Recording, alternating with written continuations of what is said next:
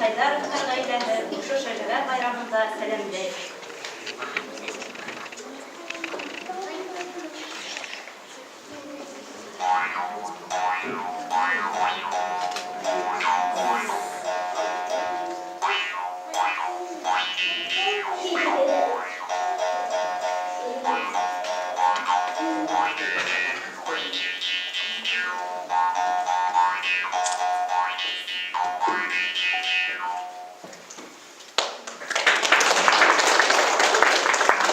Шәҗәрә ул ырыу ағасы. Һәр ағастың тамыры булган кеүек, безнең дә тамырларыбыз булырга тиеш. Безнең ырыуыбыз түңгәүер. Ағасыбыз ере, кошыбыз һайыскан, бораныбыз туңгырак. Тарихчы буларак үтем алайым. Безнең ушу шәҗәрәне эшләүдә күп кенә курсларга туры килде. Безнең үтә архивта бер утырып 12нче буынга тиклем материалларны тергездек һәм бер районда бер шәҗәрә байрамнарында әүдем катнашып киләбез. Бүгенге көндә безнең Мирхайдаровтар гаиләһе 12нче буын булып канала. Шуның менән без горурланабыз. Һәм безнең гаиләбездә үзебезнең milli tariximizde, şeceremizde, milli aşklarımızda balalarımıza üretip kileriz. Bugünkü günde biz büyüğünde en popüler olan milli aşkları edilmek. Bu balalarının yaratıp aşağıdan sekse, hoş dili, doyma, hem elbette samavuruna, seyisirge yaratabı, yeykünleri, buz halı kırıp, ballar kırıp. Hem şunun üstünde bizge bugünkü günde Башкорт халкының иң яратып ашаган 5 бармак кыюын үстәнәс итеп алып килдек.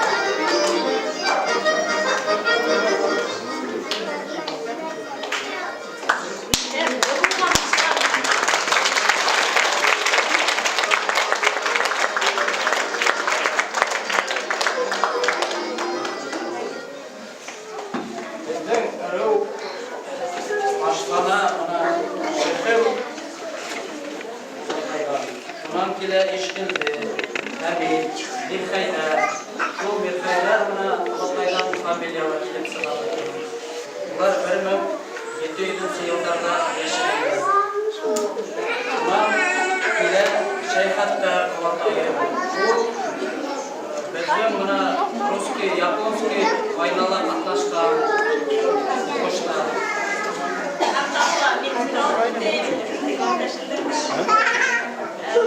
tarihsi olarak tarayınlar buna Avrupa yaşandığı medeniyetler, yönetimleri yürüyen vatanında kana bir haydar sesler tarafında işlerge dura geldi. Haybular ayında, yıl ayında hem o şu yine kronik bir şey geldi. Bir kılıksana bir diğer rayına astar avına varlar.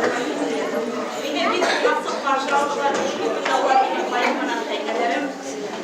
Şuna bunlardan ikinci etajında yurtumuzu yurtmaştan yurtmuşunda o şu şekerlerde şu yurtmuşundan alıp şimdi bunda bizim orunlu sanatçılar, insanlar, klaslar, ormanlar, hatta bilgiler, şu metreler sesi bu başın altına bir rol yapan bunun edip rayonlar boyunca ulu ata-babalardan gelip alıp kalan folklor materyalları bugünkü günde de institutta hatta institutunda bunun iyi rolü umur bulma eposunu o mücadele alıp kaldırıp bugünkü günde dedim bu onunla ilgili kişi.